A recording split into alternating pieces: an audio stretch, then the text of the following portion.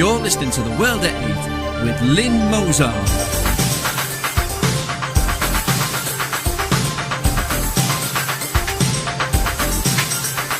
The World at 8, the number one in nationalist news. Highlights of the news today, Monday the 9th of September 2013. Boris Johnson plans to introduce London visa. Waqar Hussain cleared of child sex grooming charges. Journalists reject Chris Huhne's speeding story was payback. France unveils secular charter for all schools. Germany set for 200 billion trade surplus. German converts to Islam ethnically cleansing Christians in Syria. Kerry says bigger risk not taking action while Saudis will pay for war. Assad denies ordering chemical attack and warns of retaliation. Al-Qaeda militants butcher 24 civilians near Ras Al Ain in Syria. Thought for the day, where lies the truth? And finally, a penny, a pfennig or a euro?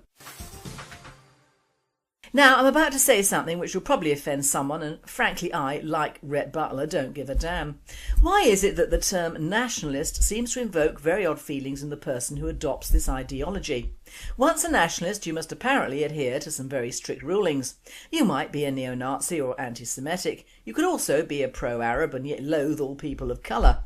Now also we have the reverse nationalists, bless them, who are pro-Semitic, pro-colour and anti-Muslim, all opposing sides of a coin.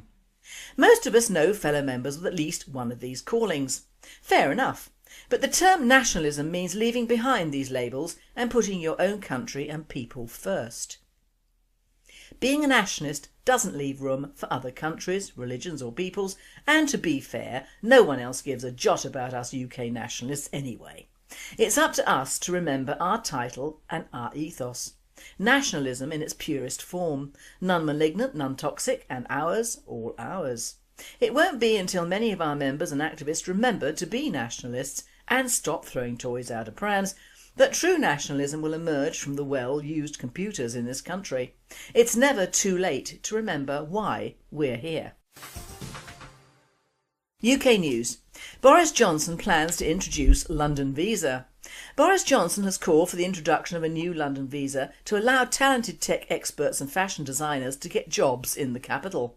The plan, which has been submitted to the Home Office, would see the best applicants being given an official endorsement that would speed their entry and help them bypass the often lengthy process of the current visa system.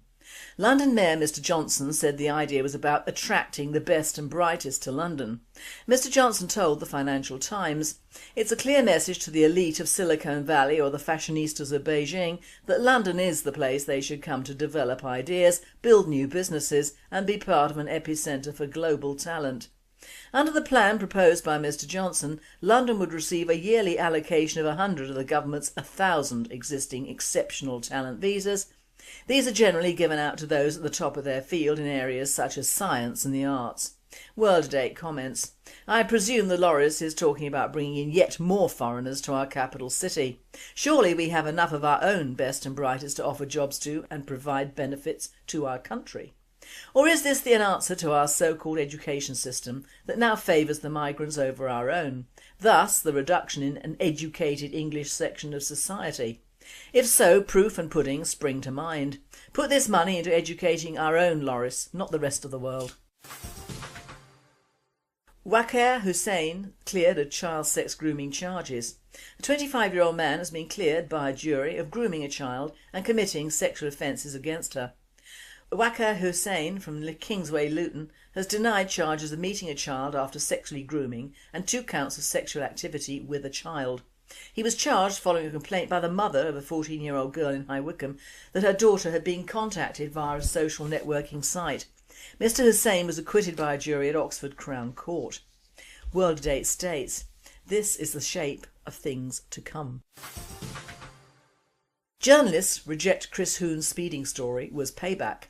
Former MP Chris Huhne, who was jailed for lying about a driving offence, has claimed the newspaper investigation which led to his downfall was payback for his stance towards Rupert Murdoch. He told the BBC it was no coincidence that the story appeared in the Sunday Times after he had called for police to reopen its phone hacking probe. While accepting he was fair game, he spoke of an agenda behind the story. The disgraced former cabinet minister used the first instalment of a new weekly column in The Guardian to suggest a conspiracy in the Murdoch-owned press was behind his downfall. Hoon said in his Guardian piece, "My endgame began when Neville Thurlbeck, the chief reporter of the now defunct News of the World, heard gossip that I was having an affair. Rather than cheapskating on the proposed investigation by hacking my phone, the News of the World put me under extensive surveillance by a retired policeman, a more expensive exercise." Writing on Twitter, Thurlbeck said, "Not a Murdoch press target, a Neville Thurlbeck target. My source, my story, and it took a year to persuade the editor to run it." The Murdoch press thought Hoon was such a political minnow they didn't want to run it. End of conspiracy theory. World at 8 says, the whole thing stinks. As people, we in the UK ignite conspiracy theories and the media run them, but when the media themselves are involved, there are the usual sin-eaters and denials. The whole police involvement in this was suspect. If Hoon had been a Muslim or a black MP, he'd have got away with everything. European news. France unveils secular charter for all schools. France's education minister finally unveiled his much talked about secularism charter on Monday morning. Education minister Vincent Payon said his new secular charter, which was revealed on Monday after 10 a.m, is designed to promote absolute respect for freedom of conscience. The document is to appear in a prominent place in every school and remind teachers and pupils of a list of secular republican principles. The document itself contains a number of broad philosophical principles that have already provoked a backlash.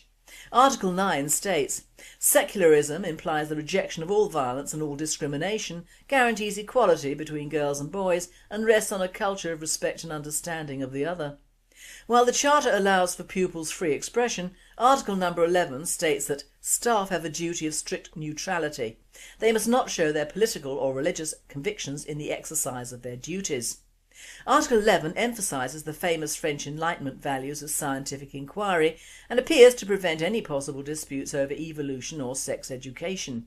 Lessons are secular, no subject is a priori excluded from scientific and pedagogic questioning. No student can invoke their political or religious convictions in order to dispute a teacher's right to address a question on the syllabus.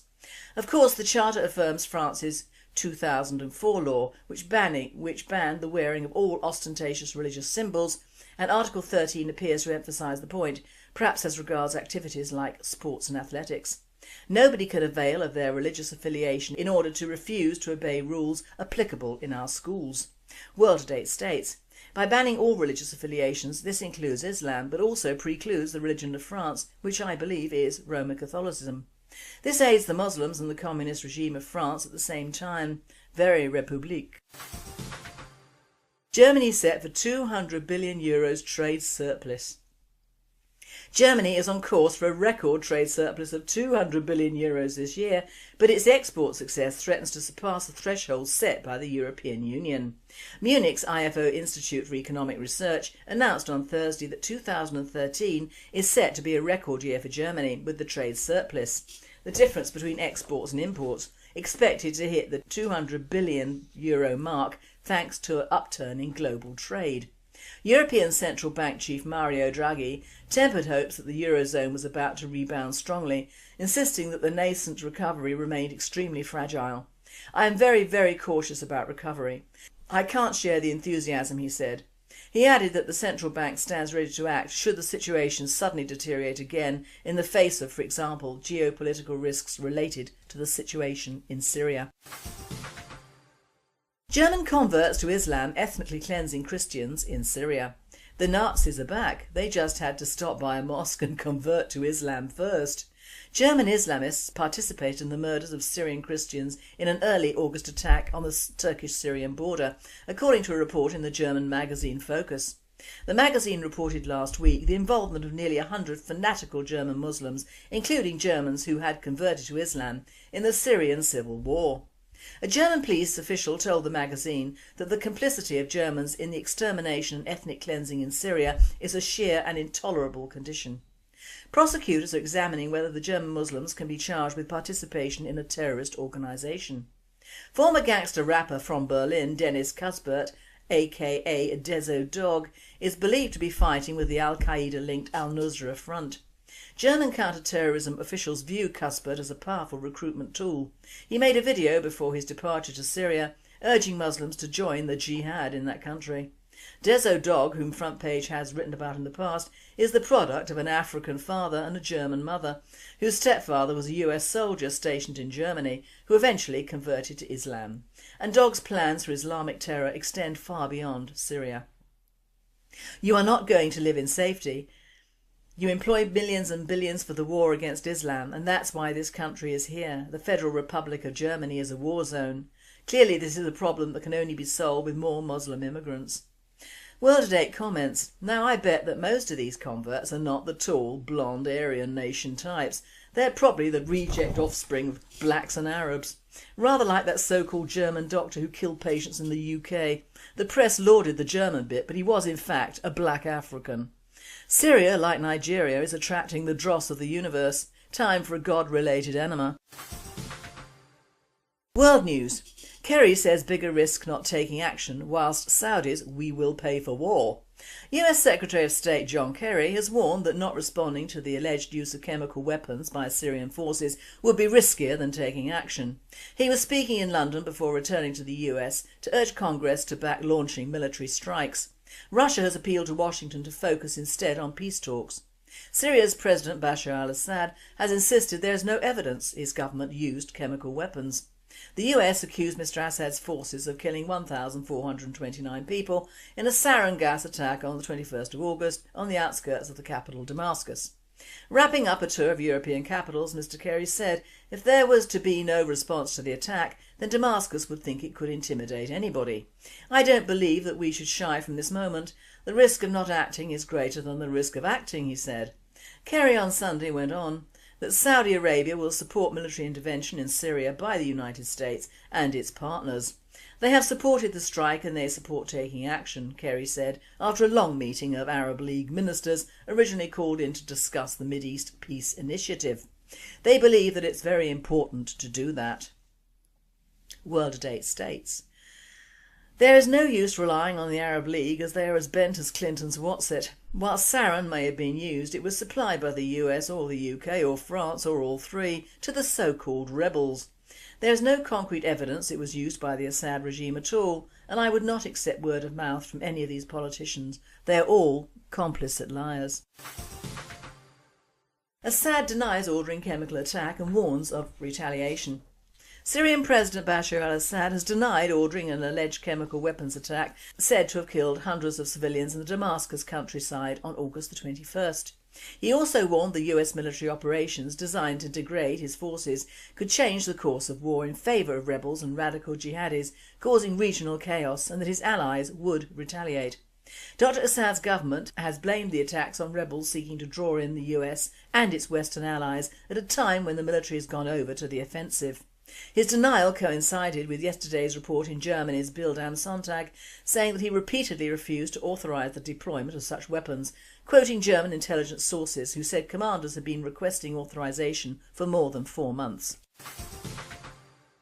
Al-Qaeda militants killed 24 civilians near Ras al-Ain. Al-Qaeda-affiliated terrorist groups operating in Syria, including the Al-Nusra Front, are trying to capture Kurdish territories and make them part of a state they want to create in the region. Al-Qaeda-linked terrorists in Syria have beheaded all 24 Syrian passengers travelling from Tartus to Ras al-Ain in the northeast of Syria, among them a mother and her baby.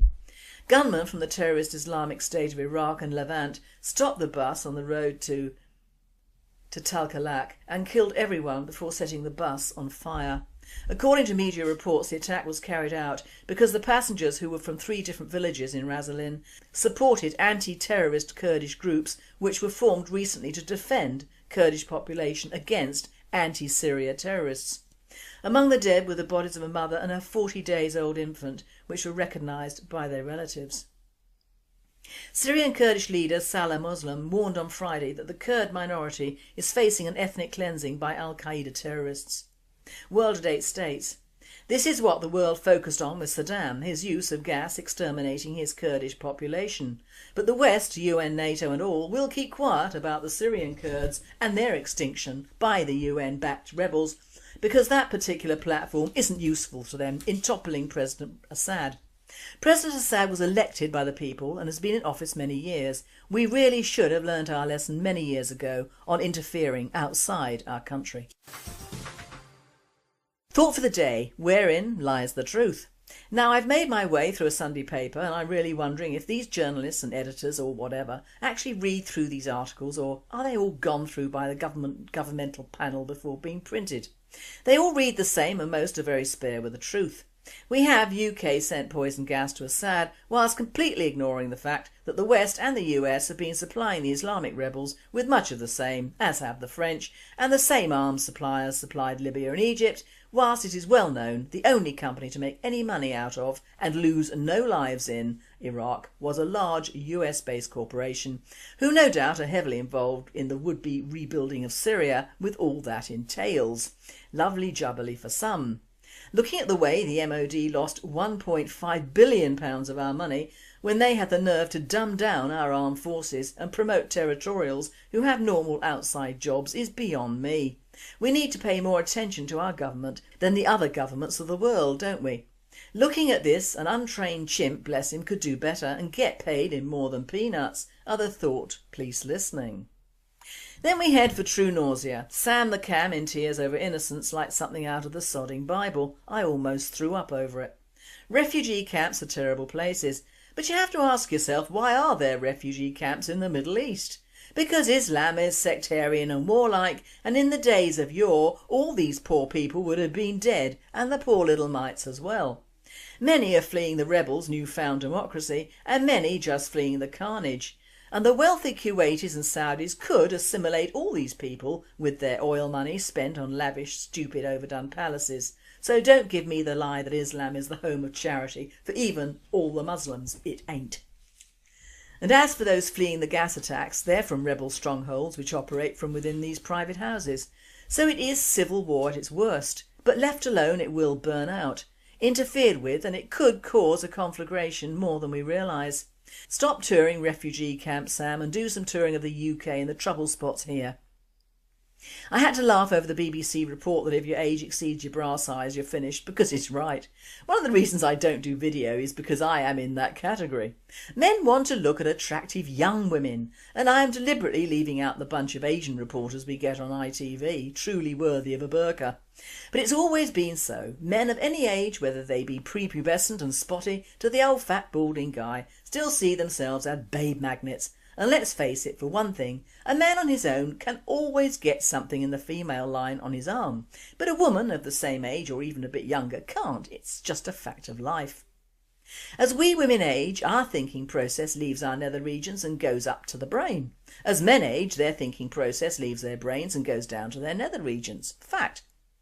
It's the fact of the Western world that the older woman is so indoctrinated by 50 Shades of whatever, or the beauty industry telling her that she deserves it, that she forgets she's a money market for all these industries, which in fact bear no resemblance to normality at all. If all the geriatrics around were frolicking in public and getting ASBOs for indecency, it would be a point of public ridicule, and we would all be killed by the sword of Damocles in this double-edged scenario. Older women remind men of their wives and mothers, figures of authority, and men hate female authority unless they pay for it. Young women, however unattractive they may be, have youth on their side. Men love youth. It reminds them they were once young, and poor things, they deserve it, don't they? The final summary today got me really going, and I'm afraid I nearly tore the paper up, so upset was I. It was our Liz Jones again, and I don't know why, but she has taken over the mail big time. She can be really funny and is to some extent on the ball.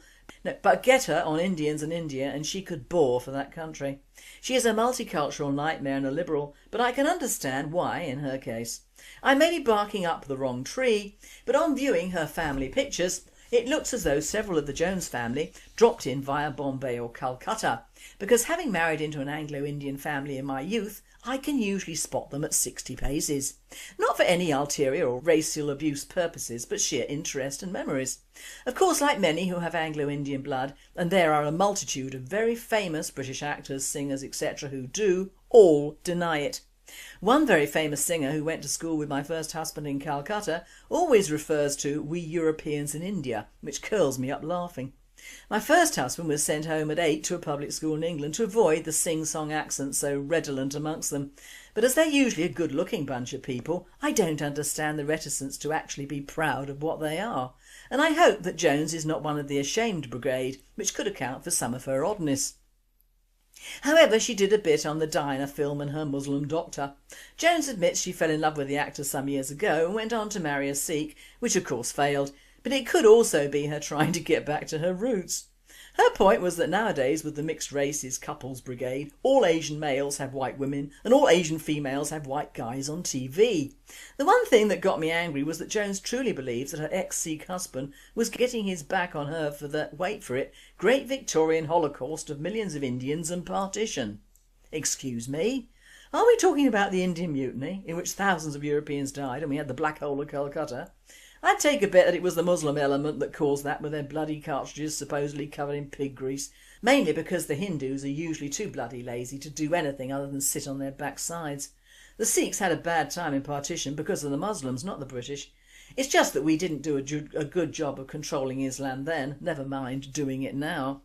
But to the uninitiated, Jones is referring, I hope, to the great famines that occurred throughout the world, not just India, during the time of what is called the Victorian Holocausts. And I quote a small text.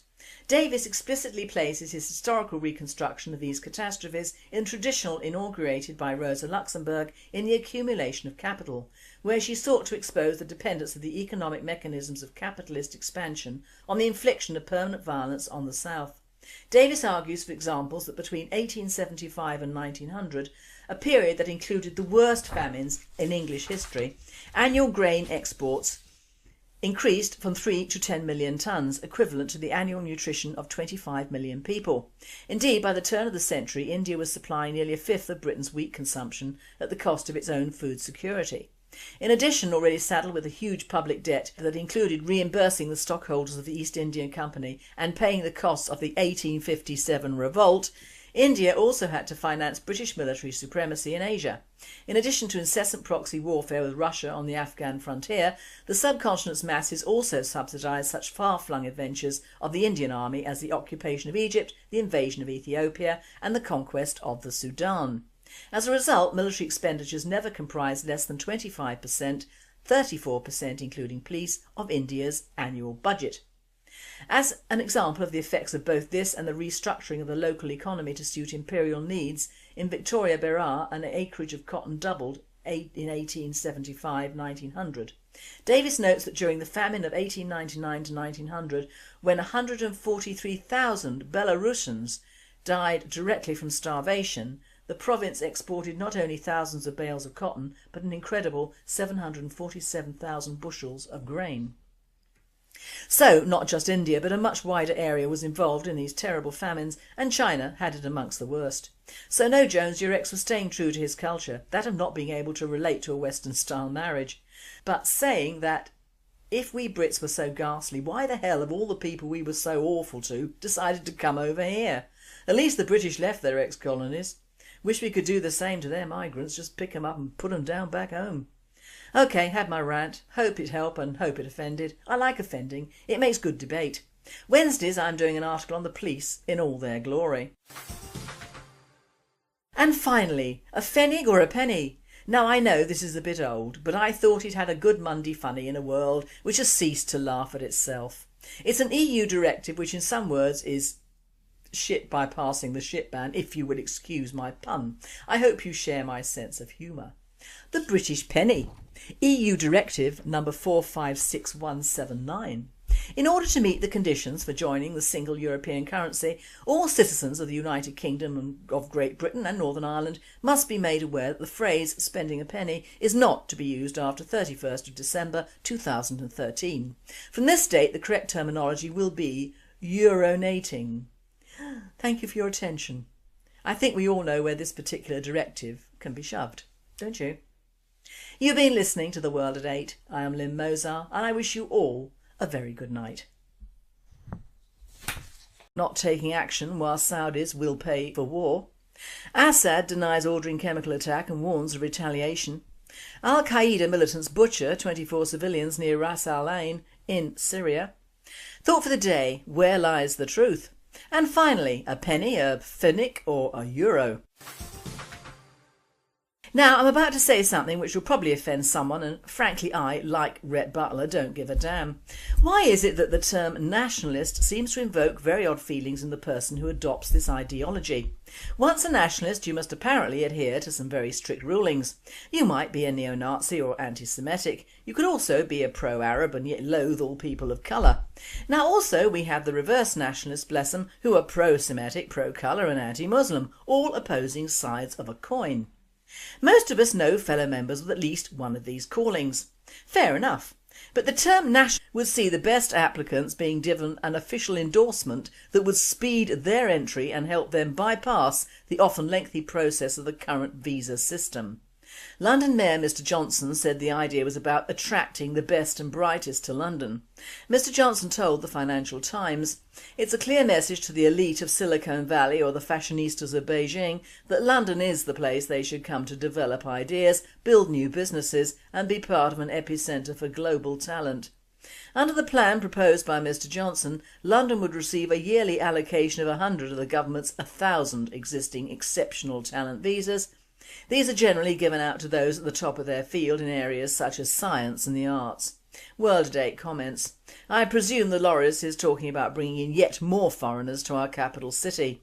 Surely we have enough of our own best and brightest to offer jobs to and provide benefits to our country. Nationalism means leaving behind these labels and putting your own country and people first.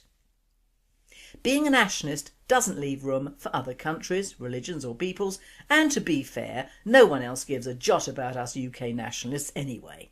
It's up to us to remember our title and our ethos. Nationalism in its purest form, none malignant, none toxic, and ours, all ours. It won't be until many of our members and activists remember to be nationalists and stop throwing toys out of prams that true nationalism will emerge from the well-used computers in this country. It's never too late to remember why we're here. UK News. Boris Johnson plans to introduce London Visa. Boris Johnson has called for the introduction of a new London visa to allow talented tech experts and fashion designers to get jobs in the capital. The plan, which has been submitted to the Home Office,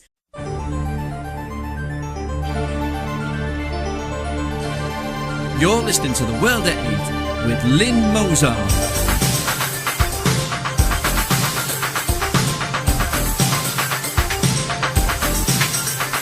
The World at 8, the number one in nationalist news. Highlights of the news today, Monday the 9th of September 2013. Boris Johnson plans to introduce London Visa. Waqar Hussain cleared of child sex grooming charges. Journalists reject Chris Huhne's speeding story was payback. France unveils secular charter for all schools.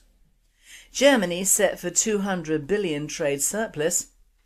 German converts to Islam ethnically cleansing Christians in Syria. Kerry says bigger risk. Or is this the answer to our so-called education system that now favours the migrants over our own, thus the reduction in an educated English section of society?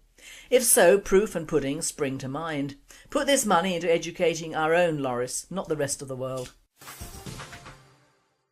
Waqar Hussain cleared of child sex grooming charges. A 25-year-old man has been cleared by a jury of grooming a child and committing sexual offences against her. Waqar Hussain from Kingsway, Luton, has denied charges of meeting a child after sexually grooming and 2 counts of sexual activity with a child. He was charged following a complaint by the mother of a 14-year-old girl in High Wycombe that her daughter had been contacted via a social networking site. Mr Hussain was acquitted by a jury at Oxford Crown Court. World at 8 states, this is the shape of things to come.